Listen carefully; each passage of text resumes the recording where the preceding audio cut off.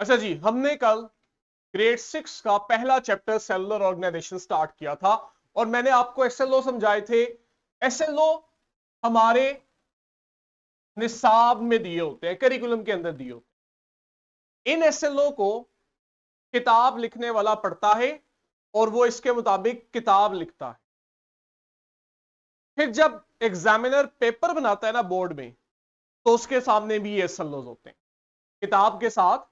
वो भी इन एसएलओ को देख रहा होता है कि एसएलओ की डिमांड क्या थी, किताब में ये डिमांड पूरी हुई। एसएलओ कह रहा था नर्व सेल्स के बारे में बताओ, मसल सेल्स के बारे में बताओ, या वो कह रहा था सेल को बेसिक यूनिट ऑफ लाइफ के तौर पे बताओ। तो क्या किताब में ये मौजू मौजूद है? अब वो फिर एग्जाम बनाता है बोर्ड के, तो हमें किताब के साथ साथ एसएलओ की भी पहचान होनी चाहिए। और एसएलओ मैंने बताया था हमारी किताब के फर्स्ट पेज पे लिखा होता है। हर चैप्टर का जो पहला पेज होता है उस पे उन्होंने स्टूडेंट लर्निंग आउटकम के नाम से ये एसएलओ दिए होते हैं, जो जो उस चैप्टर में मौजूद होते हैं। कल हमने सेल्स की बात की।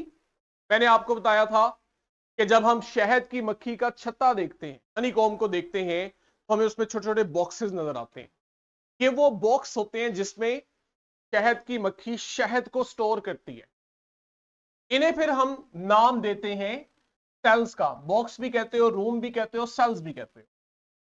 अच्छा, जब साइंटिस्ट ने फर्स्ट टाइम ऑर्गेनिजम्स के सेल्स को माइक्रोस्कोप में देखा ना, तो उन्हें कुछ ऐसा ही स्ट्रक्चर मिला।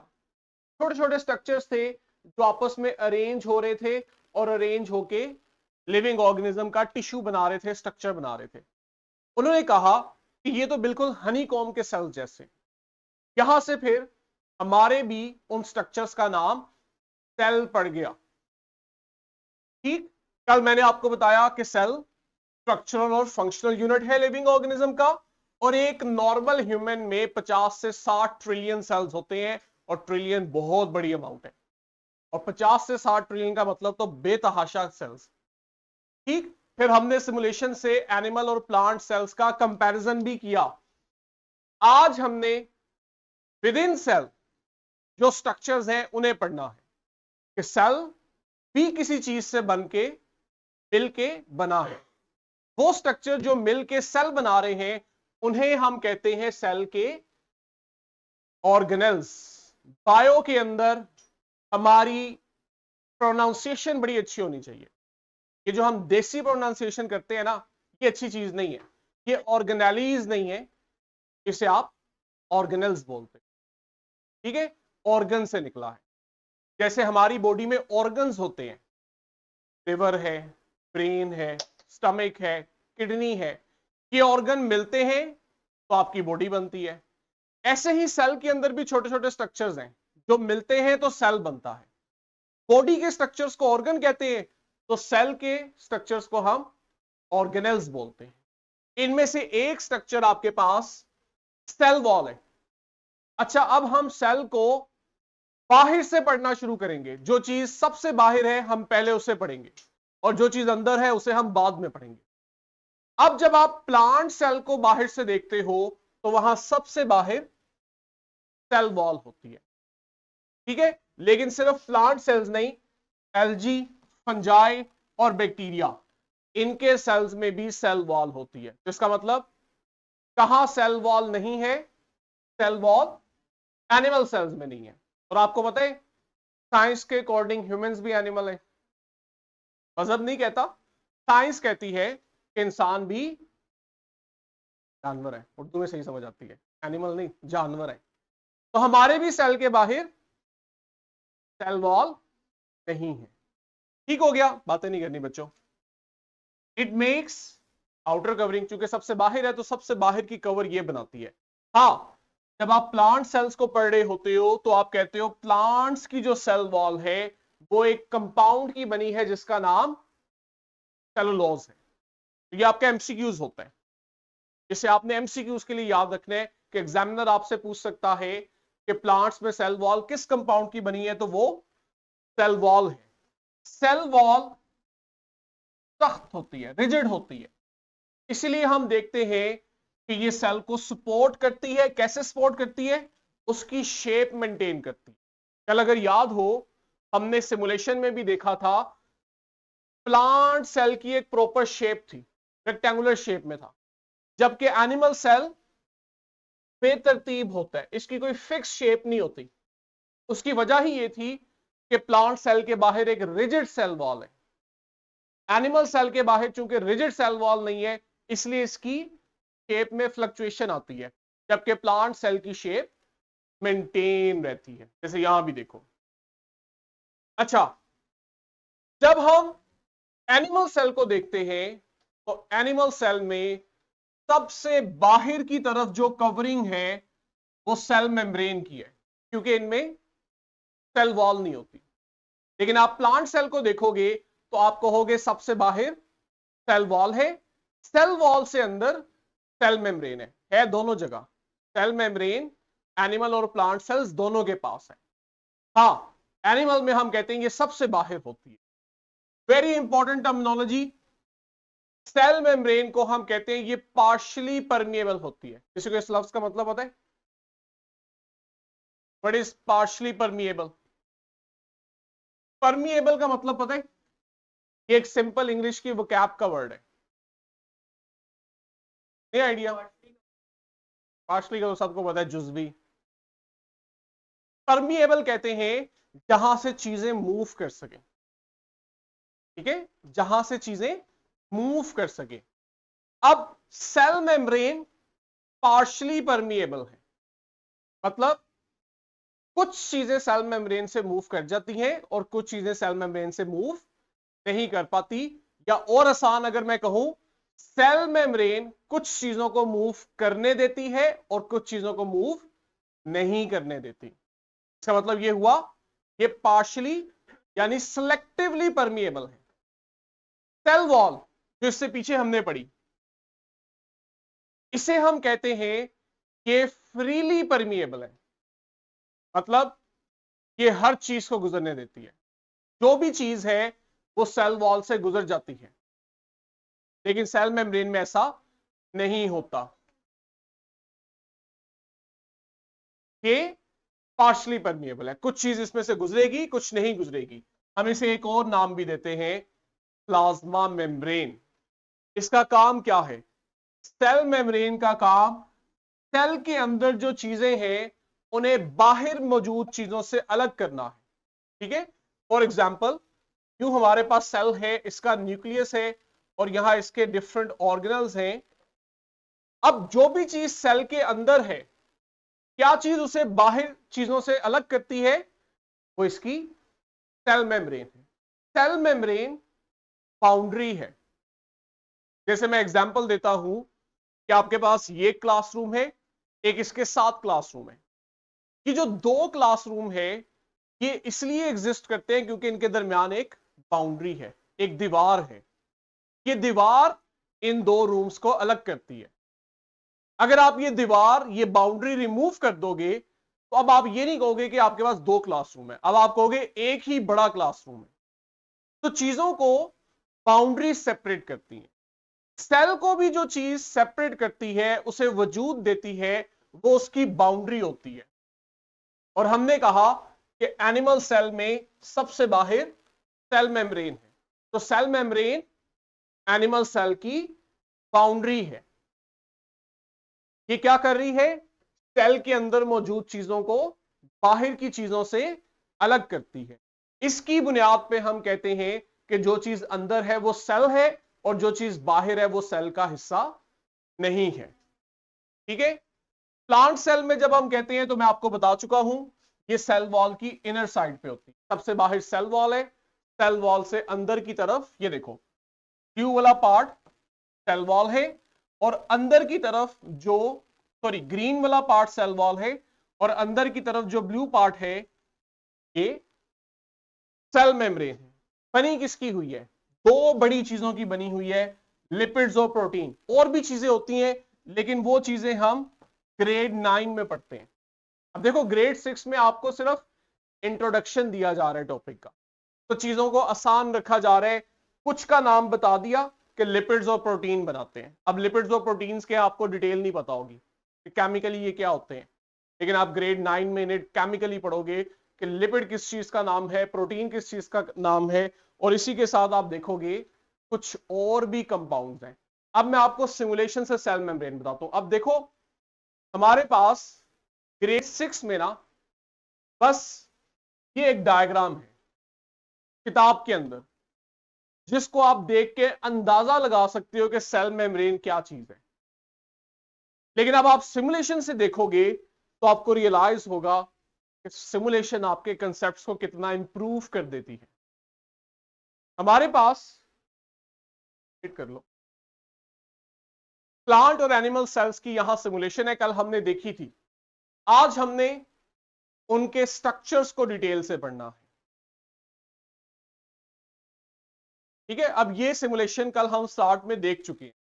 लीफ को जब आप डायसेक्ट करते हो तो आपके पास इस तरह से प्लांट सेल होते हैं, और अभी हमने देखा कि इस प्लांट सेल में ये देखो ब्लू और ग्रीन दो लाइंस नजर आ रही हैं। कि बाहर की तरफ जो ब्लू लाइन है ये इसकी सेल वॉल है, और अंदर की तरफ जो ग्रीन लाइन है ये सेल मेम्ब्रेन है। जबकि एनिमल सेल में भी देखोगे आप लोग, यहां आपको इस तरह से सेल वॉल नहीं मिलेगी, सिर्फ एक ही लेयर होगी विच इज सेल मेम्ब्रेन।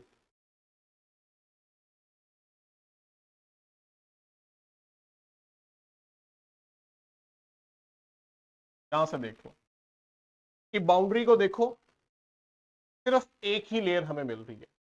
आप इवन कंपैरिजन करके भी देख सकते हो। अब मैं आपको जरा सेल मेम्ब्रेन का स्ट्रक्चर दिखाता हूं, चाहे वो एनिमल सेल की हो या प्लांट सेल की हो। अब ये देखो रियल में सेल मेम्ब्रेन ऐसी होती है। टॉप व्यू इस तरह का है, बॉटम व्यू भी ऐसा ही है, लेकिन जब आप फ्रंट से देखते हो तो आपको असल में यहां से पता लगता है कि सेल मेम्ब्रेन क्या है। अब अभी हमने कहा कि हमें ग्रेड 6 में बताया था दो चीजें बना रही थी सेल मेम्ब्रेन, कौन कौन सी? Lipids and proteins. अब यहां आप लोगों ने आइडेंटिफाई करना है, जो व्हाइट पोर्शन है ना बच्चों, ये लिपिड है।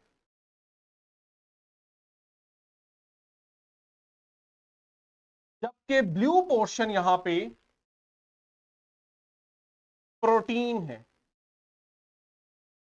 हमें कुछ ग्रीन पार्ट भी नजर आ रहा है, ये कार्बोहाइड्रेट्स होते हैं।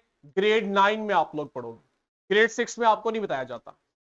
लेकिन सिर्फ इतना कह देना कि सेल मेम्ब्रेन लिपिड्स और प्रोटीन की बनी है, हमें इस तरह का इमेज नहीं आता माइंड में। आपको रियल लाइफ की तब समझ आती है जब आप सिमुलेशन देख रहे हो। सिमुलेशन आपको बताती है कि इसमें असल में लिपिड्स मॉलिक्यूल्स हैं जो अरेंज होते हैं और सेल मेम्ब्रेन बनाते हैं। देख रहे हो कि लिपिड मॉलिक्यूल्स की लेयर है, व्हाइट मॉलिक्यूल्स, जबकि ब्लू मॉलिक्यूल जो प्रोटीन है ऊपर से देखो कहीं कहीं रैंडमली पड़े हुए हैं। असल स्ट्रक्चर लिपिड बना रहे हैं, और प्रोटीन हमें कहीं कहीं, और ये ग्रीन वाले भी कहीं कहीं नजर आ रहे हैं। तो ये वो सिमुलेशन है जो आपके लिए टॉपिक को अंडरस्टैंड करना इजी। अब एक और चीज नोटिस करो, ग्रेड 9 में पढ़ाऊंगा, अभी नहीं, अगले वीक जब हम पढ़ेंगे तब हम जब भी इस चैप्टर पे आएंगे सेल के, वहां पढ़ेंगे। देखो व्हाइट मॉलिक्यूल्स जो लिपिड है, इसको जूम करें, मूवमेंट नजर आ रही है, ये हिल रहे हैं व्हाइट मॉलिक्यूल्स, स्टिल नहीं है। क्वेश्चन आया हुआ है कि सर सेल ऐसा होता है या ये इमेजिनेशन है? बच्चे ये क्लोज टू रियलिटी है, समझ रहे हो कि ये जो चीज आपको यहां मैं दिखा रहा हूं ये बहुत नजदीक है असल सेल के। अगर आप एक जनरल सेल लोगे तो जैसा मैं आपको यहां दिखा रहा हूं वो ऐसा ही होता है। ठीक है, तो मकसद ही ये है सिमुलेशन का कि आपके जहनों में रियल लाइफ सिनेरियो आए, आपको असल चीज समझ आए। यहां पे अब आपके पास लिपिड के मॉलिक्यूल्स की मूवमेंट हो रही है। ये वो लिपिड मॉलिक्यूल्स हैं जहां से कोई चीज मूव करती है। कुछ चीजों को ये मूव करने देते हैं और कुछ चीजों को ये मूव नहीं करने देते। चूंकि चीजें मूव करती हैं इसलिए हम कहते हैं ये परमिएबल है, लेकिन साथ ही कुछ चीजें मूव नहीं भी करती, इसलिए हम कहते हैं सेल मेम्ब्रेन पार्शली परमिएबल होती है। जो चीज सेल को चाहिए सिर्फ वही मूव करती है, जो चीज सेल को नहीं चाहिए वो मूव नहीं करती। ठीक है, बाकी डिटेल हमने ग्रेड 9 में पढ़नी है। स्लाइड पे आते हैं, अगला स्ट्रक्चर पढ़ते हैं। और क्या क्या है, ये तो अभी हमने सेल की बाउंड्री पढ़ी है, सेल वॉल है या साइटो या सेल मेम्ब्रेन है। अंदर जब आप आते हो ना तो आपको सेल के सेंटर में एक बड़ा सा स्ट्रक्चर मिलता है। ये देखो, यहां पे भी पिंक कलर में नजर आ रहे हैं और यहां पे भी इन्होंने वो फिरोजी कलर दिया हुआ है। ये जो एक बड़ा सा स्ट्रक्चर पड़ा होता है सेल में, इसे बच्चों हम कहते हैं न्यूक्लियस। अब जरा पहली लाइन ही देखो, छठी क्लास में हमें बताया गया था न्यूक्लियस सेल का सबसे इंपॉर्टेंट स्ट्रक्चर होता है, सबसे इंपॉर्टेंट ऑर्गेनल सेल का कहां पड़ा होता है। जब आप एनिमल सेल को देखते हो तो ये आपको सेंटर में मिलता है, लेकिन प्लांट सेल में जब आप इसे देखते हो तो ये सेल की साइड पे होता है, सेंटर से थोड़ा सा हटा होता है।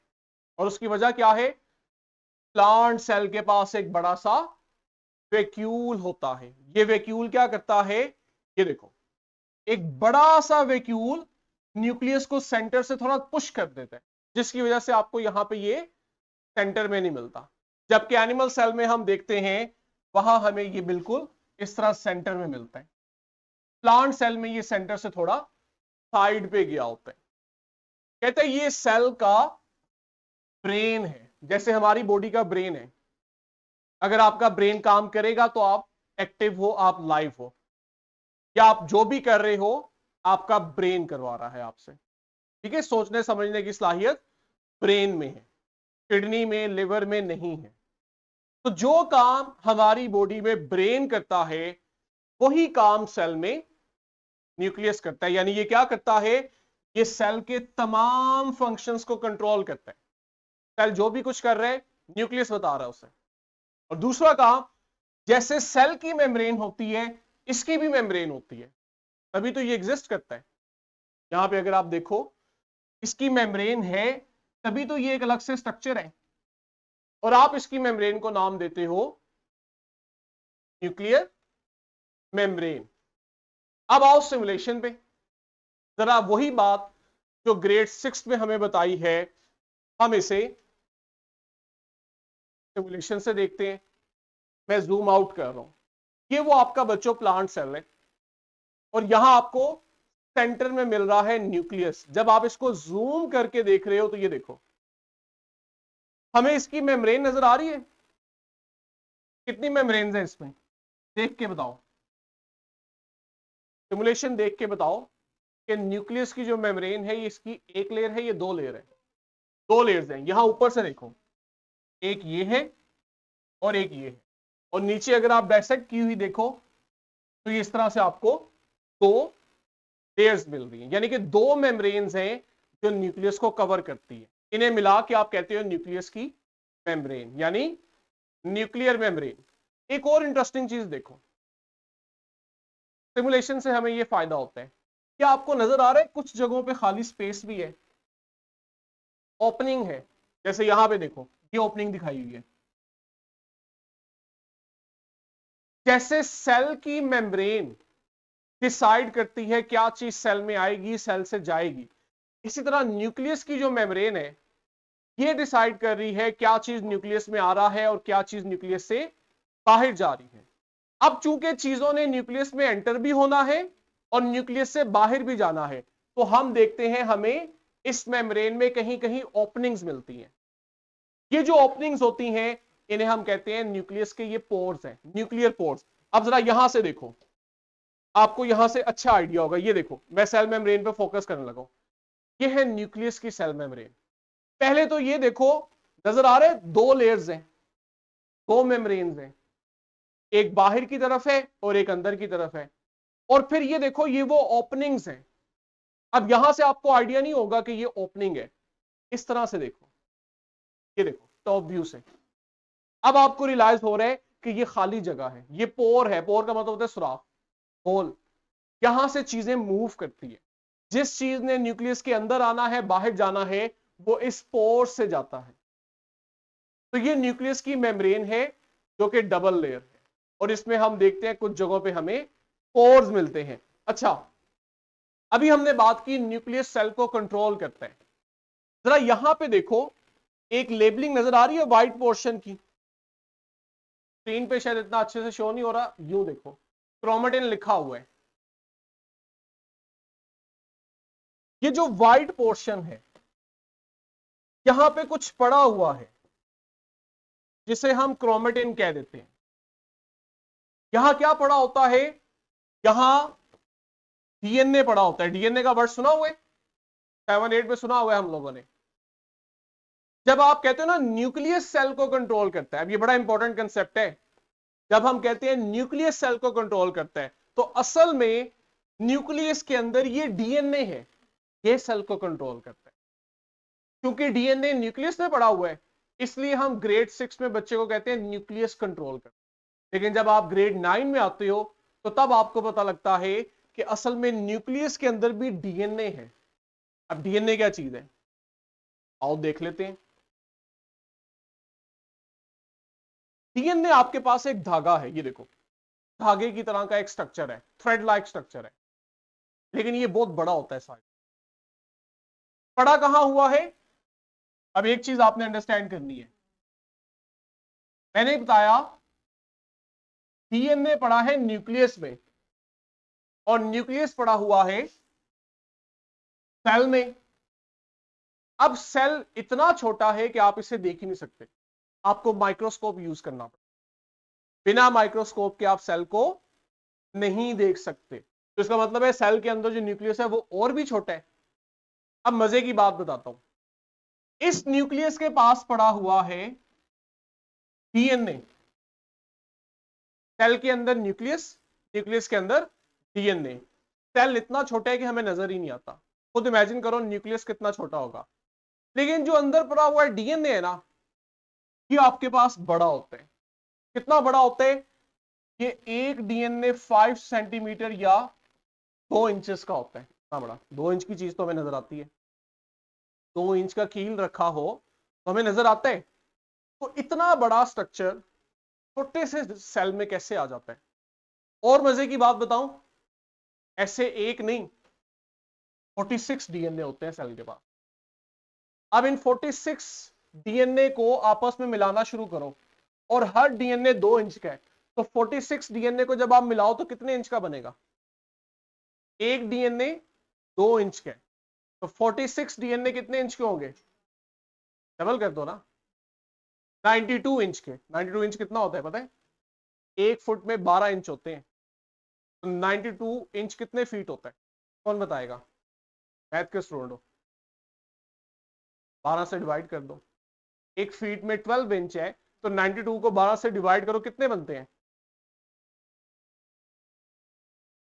7 फुट से ऊपर बनता है। करो करो जरा लिख के, ऑनलाइन में से कोई बताए, टाइप करके मुझे बताओ कि 92 इंचेस को अगर आप फीट में कन्वर्ट करते हो तो ये कितने बनते हैं? 1 फीट में 12 इंचेस है। टाइप करो, बोलो नहीं, टाइप करके बताओ। 7 पॉइंट,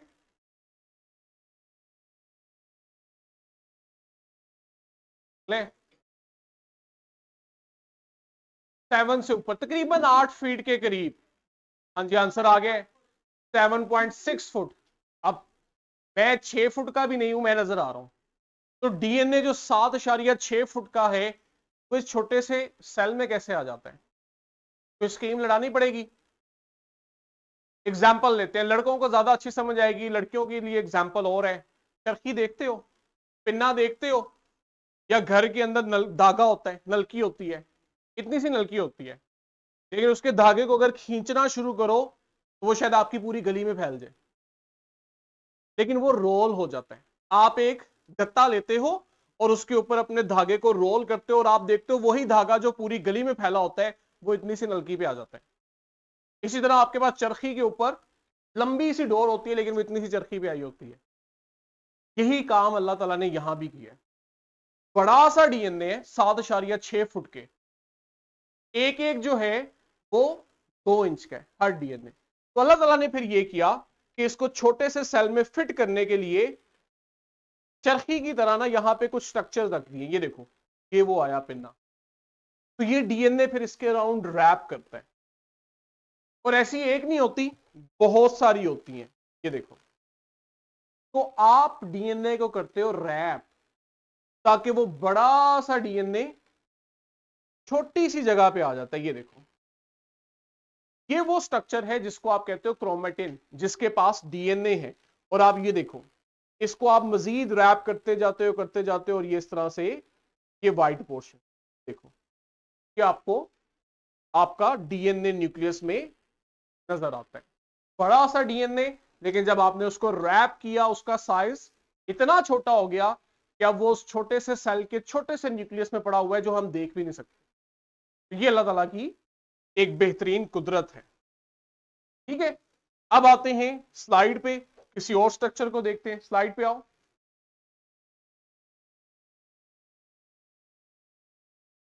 साइटोप्लाज्म। साइटोप्लाज्म ऐसे ही है जैसे मैं कहूं कि आपका ये रूम है, और रूम की जो दीवारें हैं ये सेल मेम्ब्रेन है।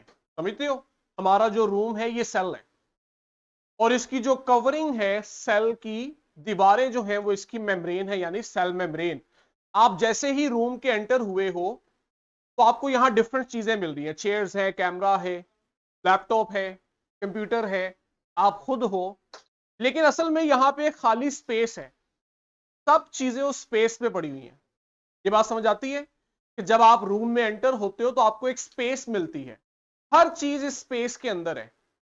अगर हर चीज निकाल दी जाए, पीछे जो स्पेस है, इसे आप सेल का साइटोप्लाज्म कहते हो।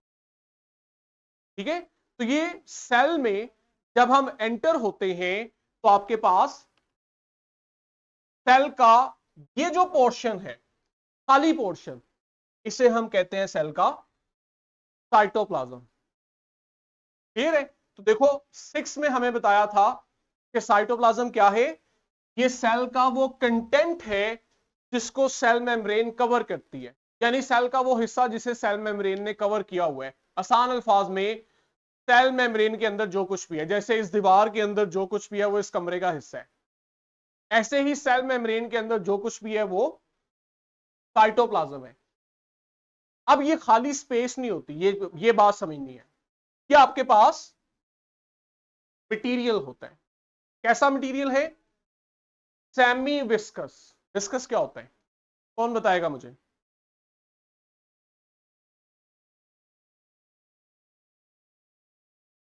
What is viscous? कोई आइडिया नहीं? गाढ़ा, जेल लाइक। विस्कस का मतलब होता है जेल लाइक। जेल क्या होती है? ना पूरी लिक्विड ना पूरी सॉलिड, ऐसे ही है। सॉलिड भी नहीं है कंप्लीटली, कंप्लीटली लिक्विड भी नहीं है।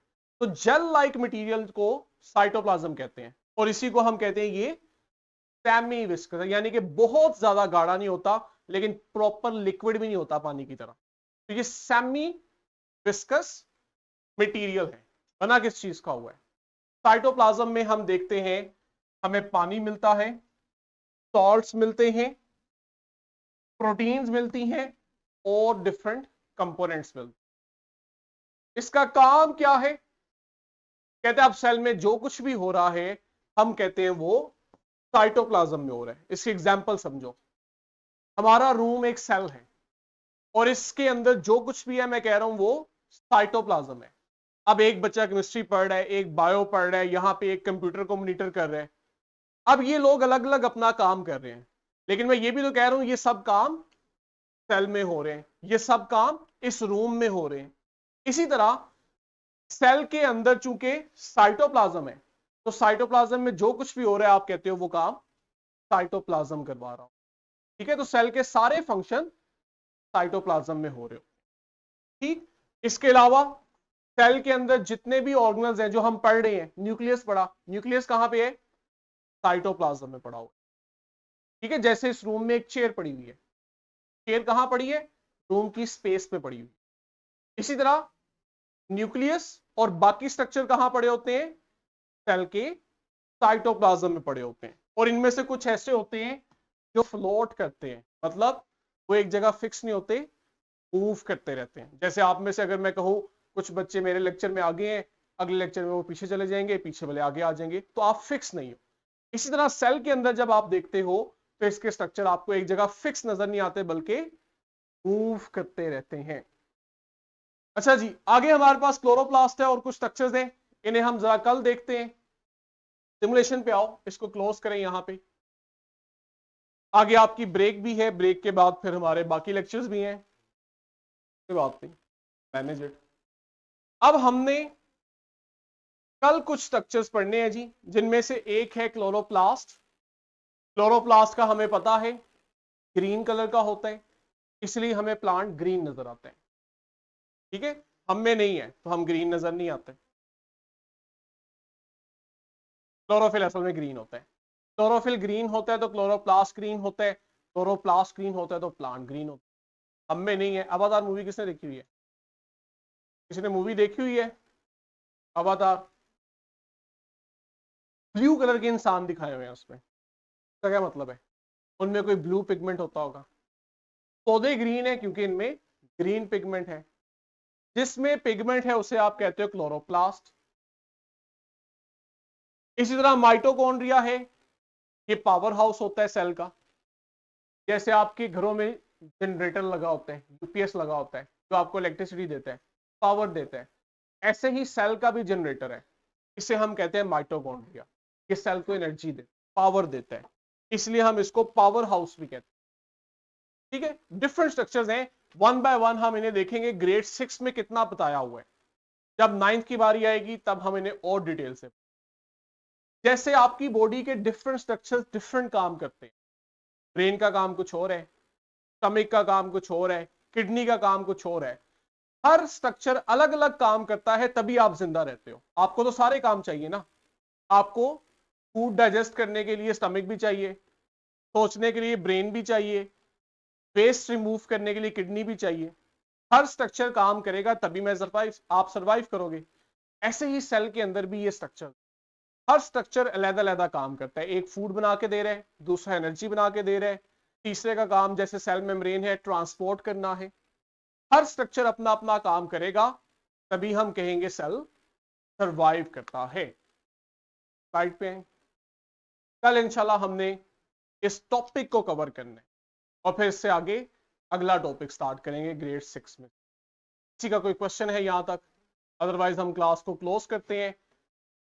11:20 की टाइमिंग है, हम 2-4 मिनट पहले ही क्लोज करते हैं। 20 मिनट की आपकी बच्चों ब्रेक होगी, यानी 11:40 पे आप सब ने ऑनलाइन वापस आना है, फिजिकल वालों ने क्लास में आना है और हमारे आगे lectures. If you have any question this is the time, otherwise बच्चों अल्लाह हाफिज।